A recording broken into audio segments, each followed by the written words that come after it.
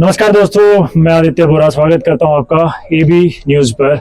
और जो शख्सियत हमारे साथ आज खड़ी है वो किसी भी परिचय की मोहताज नहीं है, ये मैं बोलता हूं, लेकिन ये सच में नहीं है भाई। ये एक बहुत बड़े सेलिब्रिटी हैं पहले से ही। ये नहीं कि चुनाव में खड़े तो ये मुद्दा है, और गोहाना इतनी सेंसिटिव सीट बन चुका है हरियाणा की, तो इसलिए मैं ये नहीं कह रहा हूँ कि ये परिचय के मोहताज नहीं है। ये एक ऐसे समाज सेवी रहे हैं जिनका नाम जब हरियाणा विधानसभा बन के जाएगी, और हम भी चाहते हैं, देखिए मैं पत्रकार हूं, निष्पक्ष हूं, लेकिन हम भी ये चाहते हैं कि इन जैसा नेता चुना जाए जो एक आम जनता के दर्द को, दुख को विधानसभा में रख सके और कुछ अच्छा काम कर सके। ये मत सोचेगा मैं इनके साथ खड़ा हूं, पक्षपात कर रहा हूं। बाकी देखिए टिकट की बातें हो चुकी भाई पुरानी। अब इनसे जानते हैं कि क्या तैयारियां चल रही हैं, कैसा जनता का प्यार मिल रहा है और आगे का क्या प्लान है।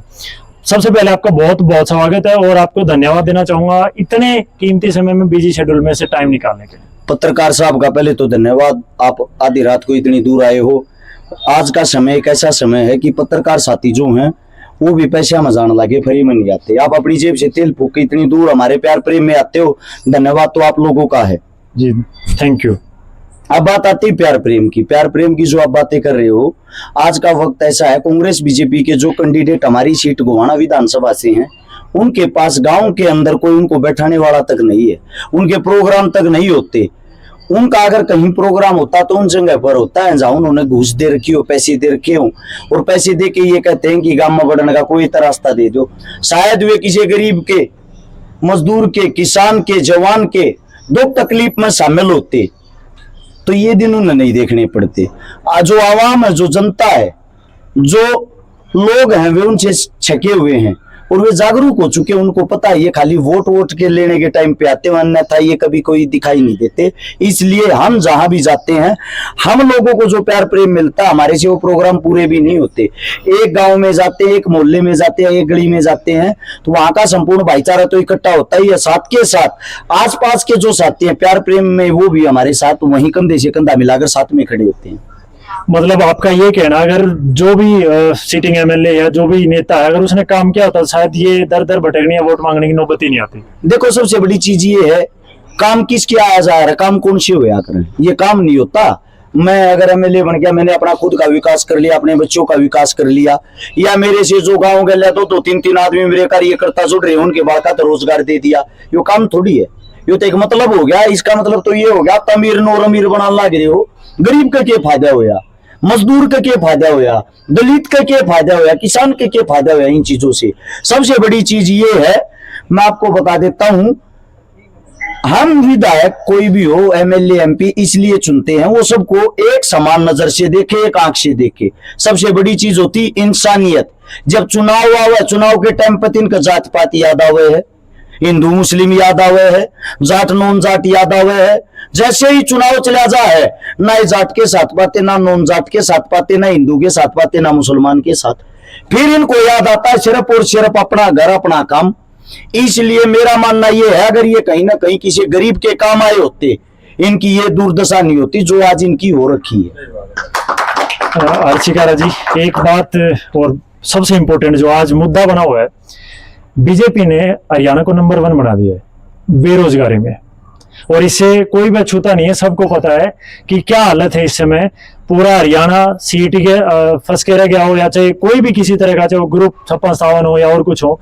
तो आप जैसे ही एमएलए चुने जाते हैं तो रोजगार के लिए, बेरोजगार युवाओं के लिए क्या करने वाले? देखो सबसे बड़ी चीज ये आपने बोला, बेरोजगार युवाओं के लिए क्या करोगे। ये मुद्दा जो होता है ये खाली विधायक के लिए नहीं होता। ये सबसे पहले तो हमारा जो राजा होगा, जो सीएम होगा, उसके लिए होता है, सरकार के लिए होता है। सबसे बड़ी चीज तो विधायक क्या कर सकता है इसके अंदर, उसका क्या मतलब, वो अपने लेवल पे क्या कर सकता है। मैं ये पूछना चाह रहा हूं कि अब मैं आप सभी दर्शकों को बता देना चाहता हूं, 90 एमएलए भाई, वो पक्ष हो विपक्ष हो, किसी ने आज तक कोई ऐसा मुद्दा विधानसभा में नहीं उठाया। तो मैं इस एंगल से आपसे पूछना चाहता हूं कि क्या उनकी बात आपके थ्रू वहां तक पहुंचेगी? आपका भाई जाओगा और एक लाख सारे दुखी रखेगा, ये मुद्दे उठाओगा और काम किया हमने। सबसे मेन चीज देखो, मैं आपको एक बात बता देता हूँ, गरीब गरीब क्यों ताजा है, अमीर अमीर क्यों ताजा, उसके पीछे रीजन है। आपने बात करी रोजगारी वाली, देखो गरीब आदमी 300 रुपये 400 रुपये की दिन में दिहाड़ी करेगा, वो 3 से 400 मुन अपना घर भी चलाना, अपनी हरी बीमारी भी देखनी, बच्चे भी पढ़ने, है ना। यही चीज सरकारी स्कूलों को सरकार बंद करती जा रही है। क्यों? क्योंकि उनका कहना ये है सरकारी में जो पढ़ हूं ना प्राइवेटा में ले आओ घुमा के, ताकि रोजगार और ज्यादा पड़ जाए, सरकार को और ज्यादा बेनिफिट हो। ये प्राइवेट स्कूल में कौन पढ़ सके है, प्राइवेट में वो पढ़ सके है अगर फर्स्ट LKG छोटा बच्चा जिसको बोलना तक नहीं आता, वो जब स्कूल में जाओगा 2500 रुपये उसकी फीस, 1500 रुपये बस की फीस, 1000-1500 रुपये चार्ज, दिन में उसको लंच फ्रूट पता नहीं क्या क्या देना पड़ता है। अब गरीब कहां तक पगाओगा ये सोच ले, नहीं पगा सकता ना। यानी कि एक बच्चे का महीने का खर्चा 6 से 7 हजार रुपये हो जाता है। अब गरीब तो भेजेगा नहीं उन स्कूलों में, गरीब तो एक बात कहेगा भाई सरकारी में चले जा जिसा भी है तू समझ आ। अब जो प्राइवेट में जा है किसके बालक जा है, अमीरा के रईसा के, वे अपने बच्चा ने अच्छी शिक्षा दे हैं। इब रोजगार की बात आवा है, सरकार ये ऐसी कंडीशन टेक दे है रोजगार में भाई वो काबिल होगा जिसकी गोज में 15-20 लाख रुपए तरह रिश्वत देने के हो, जिनके बालक ने अच्छे स्कूल में शिक्षा ले रखी हो। ये भाई अमीरा बाप के बेटे ने ले रखी है और 15-20 लाख भी अमीरा बाप का बेटा रिश्वत दे सके, तो इसका मतलब रोजगार तो मिलती रहेगा, गरीबा के खेत आया है। कम से कम एक विधायक ये काम जरूर कर सकता है, शिक्षा मुफ्त हो, फ्री में हो, गरीब का बालक हो या अमीर का, एक जगह पर पढ़ता है। बाबा साहब भीमराव अंबेडकर जी जिस वक्त पहली बार स्कूल में गए, उनके जो मास्टर जी थे उन्होंने टाट बिछा के बाहर बैठा दिया था, बाहर बैठो भाई, आप दलित हो, आप अंदर नहीं आ सकते, शिक्षा आपके लिए नहीं है। उनके अंदर काबिलियत थी, उनके अंदर हुनर था, उन्होंने बाहर बैठ के भी वो तपस्या की, और उसी इंसान ने जिसको बाहर बैठाया जाता हिंदुस्तान का संविधान लिखा जिसके कारण आज देश चलता है। क्या बात, समझते हो आप? यानी कि कार्य करने के लिए छोटा बड़ा ऊंचा नीचा जाति धर्म ये चीजें नहीं होती, आदमी के अंदर हुनर होना चाहिए। आपके पास समय की कमी भी है और पूरे दिन से लगे पड़े हैं, थके भी हुए होंगे। एक लास्ट सवाल ये है, जैसे मैं आपका पूरा भाषण सुन रहा था, अगर पहली बात तो मैं बोलूं, कोई मैं ये नहीं कह रहा आपके पास खड़ा हूं या आपसे प्रभावित हूं, सबसे पहले अगर 90 के 90 MLA ये सोच रखें तो हमारा हरियाणा कहां से कहां पहुंच जाएगा। ये सच्चाई, चाहे वो किसी भी चीज में हो, रोजगार में हो, किसान महिला, कुछ भी मुद्दा हो, मुद्दे ही खत्म हो जाएंगे, मुझे ऐसा लगता है अगर इनके विचार रहेंगे तो।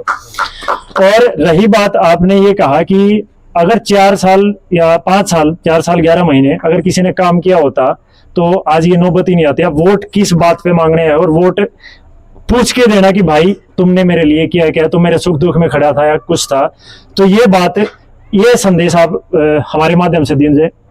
सबसे पहले जितने जो साथी चैनल के माध्यम से देख रहे हो उन्हीं को एक ही बात कहना चाहता हूँ, वोट उसको दें जो मुद्दों की बात करता हो, शिक्षा, स्वास्थ्य, रोजगार, खेल कूद इन चीजों से जुड़ी हुई बात करता हो, गरीबी की जो रेखा है उसको ऊपर उठाने की बात करता हो, किसानी को, जवानी को बचाने की बात करता हो।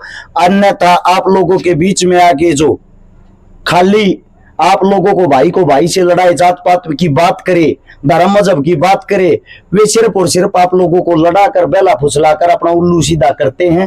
राजनीति के मायने आप लोगों को बदलने पड़ेंगे, भ्रष्टाचारी लोगों को साइड में लगाना पड़ेगा, वो आप और हम मिलकर ही लगा सकते हैं। जी बहुत बहुत धन्यवाद। और हमारे साथ थी अर्शिकारा, और भाई बहुत बहुत धन्यवाद इनका इतना कीमती समय में से समय निकालने के लिए। जुड़े रहिए, न्यूज लगातार देखते रहिए, एबी न्यूज। धन्यवाद।